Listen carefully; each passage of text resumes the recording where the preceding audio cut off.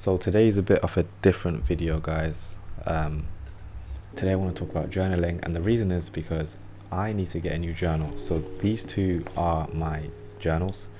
I started in 2022. This is my first one, and then my second one, and I've just recently finished the second one. So I'm about to order my new one, and I thought, why not share with you guys why I think you should get one. And I can imagine a lot of you are probably procrastinating about getting a journal, and if you're clicking this video, you're probably thinking about getting one, and I'm telling you now, you should definitely get one.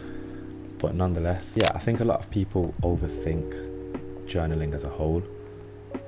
They think maybe you have to be journaling on a consistent basis or religiously, like maybe every day or every week, but what I came to realize, and what I want to make clear, and what will make it easy for you, is that you don't need, there are no rules. You don't need to journal every single day. In these journals, sometimes I journal day to day, sometimes I journal after weeks, sometimes I journal after months, but I'll always come back and I'll always update it. Or there'll be times where I want to just fill out my journal and make a note of something, if I'm feeling a certain way, if something big's happening, or if there's even things that I want to manifest. And yeah, I'm going to be using that word, manifest. But honestly, it has had a massive impact on my life, and it's great because it's one thing having like Snapchat memories and pictures, but it's another thing being able to go back to, like, you know, a very specific date in the past and read and see exactly how you were feeling at that time. For example, I can go back to the 5th of March 2022 at 1:11 a.m. on Saturday and tell you exactly what I was thinking. And the first thing it says is that I have quit that toxic place. Now, I'm not going to get into too many stories from here because obviously it's very private. But yeah, I think it's time you ordered you ordered that journal. Another thing I also suggest as well is to get blank journals. So my journals, they don't have lines in. It's just blank pages, and then I write myself. And what's great about that is you can really see how you're feeling at certain times, because when I'm there scribbling hard, I can see obviously I was more stressed, or if it's nice and neat, I was probably a lot more relaxed, or if it's tiny writing, I'm feeling maybe a little bit, I don't know, but it's interesting to see. And then obviously you can just see how much of a state it is. But why not let me share you my first ever journal entry. I actually got this from my mom, shout out to mom. And my first journal entry is from the 2nd of January 2022, and it says, why can't people just be direct? Don't get me wrong, I can understand that sometimes you may genuinely be unsure, and sometimes I am not direct too. However, when it comes to arranging, making plans, it really annoys me when you say one thing knowing full well it is not happening. Here are some occasions to remind you. And then I literally reminded myself of a few dates as to where people have annoyed me. But yeah, journaling, in terms of how it's actually affected me, there are definitely things in here that I've written that have come to manifest themselves in my life.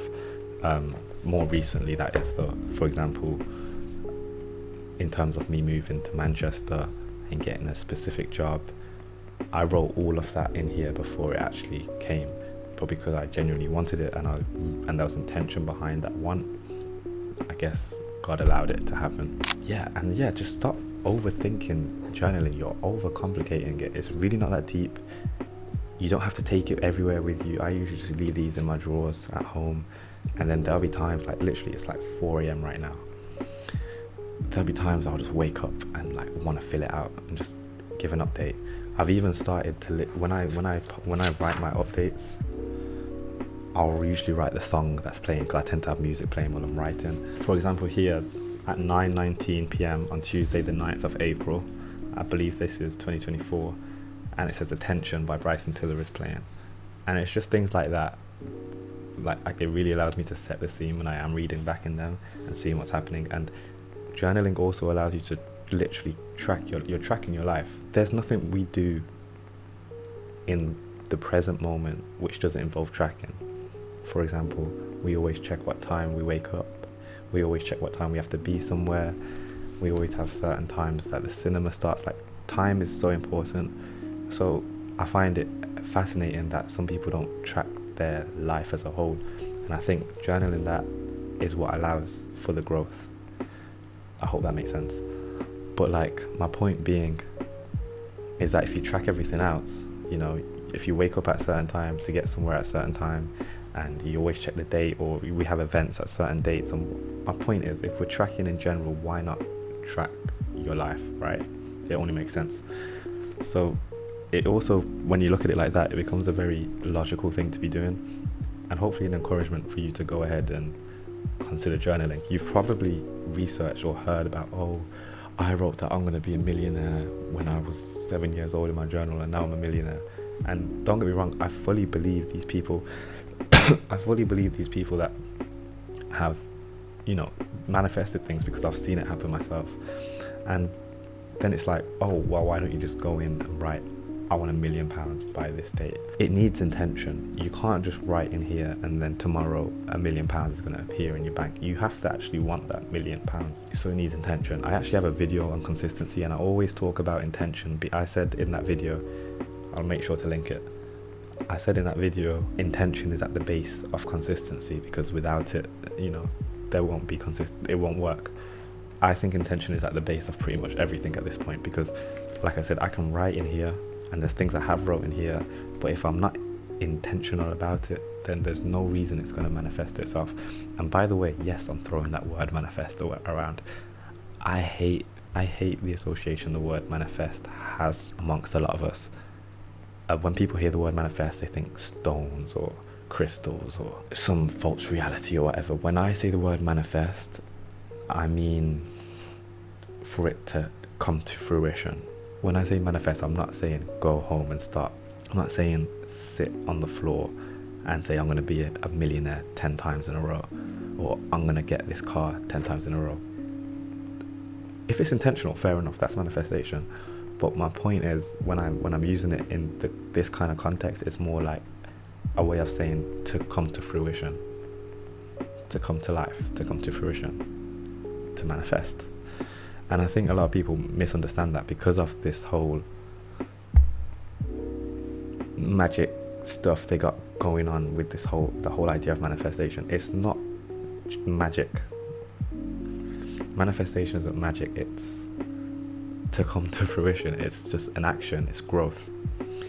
In fact, you know what, out of curiosity, let's find out what manifestation is defined as. So Google defines manifestation as an event, action or object that clearly shows or embodies something abstract or theoretical, an action or fact of showing something. Now the key word in that for me is showing. It's the showing of it. It's the coming to life. But like I said, a lot of recent linguistics, what's the study of language called? Linguistics, yeah. A lot of recent linguistics, or maybe it's just more of a Western thing, maybe it's more of a generational thing. A lot of recent linguistics nonetheless has made manifestation this whole magical, unrealistic, almost fantastic thing. Fantastical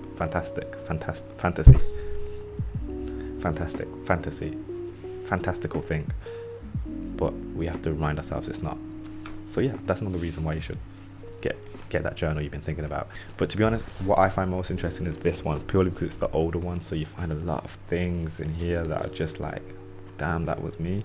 Journaling allows memories like that to stick a lot more in your mind, in your memory, because it reminds you of the specifics of certain stories. I'm sure there's memories that you have where you might not completely remember the exact things that happened, but when you journal it, you have that, you know. So that's going to bring me to the end of this video anyway. I hope you guys found it insightful.